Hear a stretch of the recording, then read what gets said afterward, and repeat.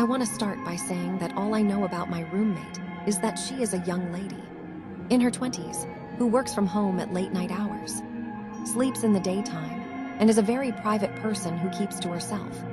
The house I moved into was advertised on Craigslist as having an available room for rent in a 3-bedroom house, with the only rule being that I must respect my roommate's peace and privacy at all times.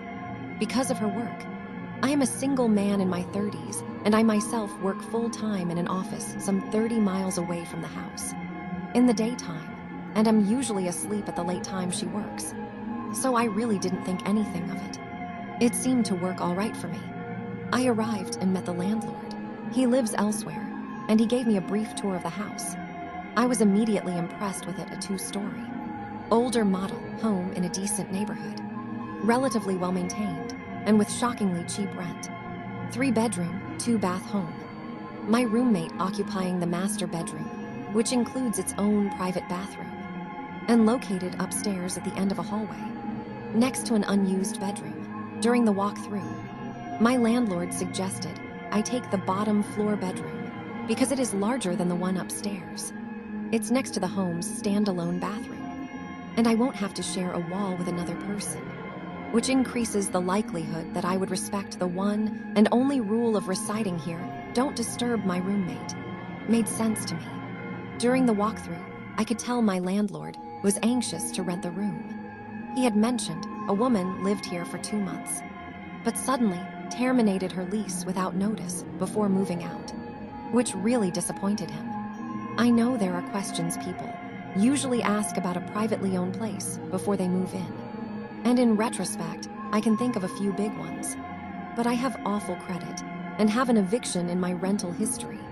Most apartments decline me during the application process, and I was excited that this man was so eager to rent to me without requesting a background check. One question I should have asked is if he had an idea why the previous renter terminated her lease.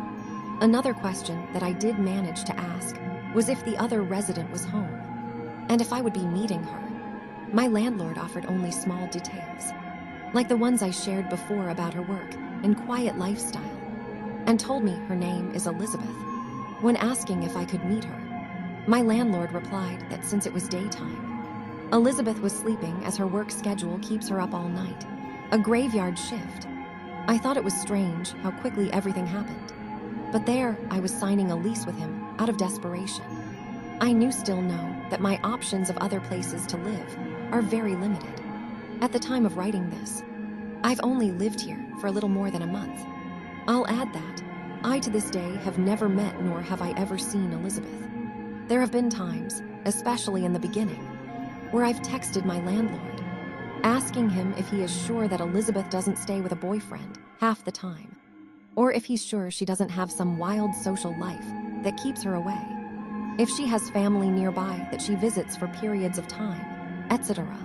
I felt the need to ask him these things, because though we do live on separate levels, myself on the bottom floor, her on the top, I would imagine I'd hear her down in the kitchen fixing something to eat at some point, hear her shower running or toilet flush.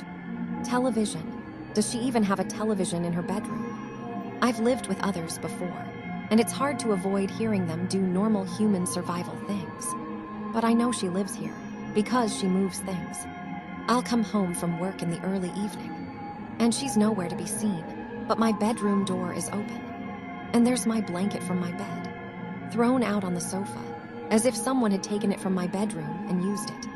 Times where I walked into the kitchen, and the table chairs are all moved out of place, as if several people had been sitting in them, enjoying a meal together while I was gone. I don't even use the table much, and when I do, it's obviously one chair. Right about now, you might ask, why don't you knock on her door? Show an effort to speak to her. I've done this. I've even knocked on her door late at night when she's supposed to be in there working. It gives me the creeps because I hear nothing. There is no light coming under her door. There is no sound whatsoever, and the door is always locked. Not even the kind of locked where it's just the doorknob. I've given it a gentle nudge, and it is clearly fastened shut by a separate bolt lock on the door. Leave a note for her, asking a question so she'll write a reply. I've done it, I taped it to her bedroom door where it couldn't be missed. I go back to look for it, and it's just gone. So she took it off her door, but didn't do as was expected by writing a response to my question.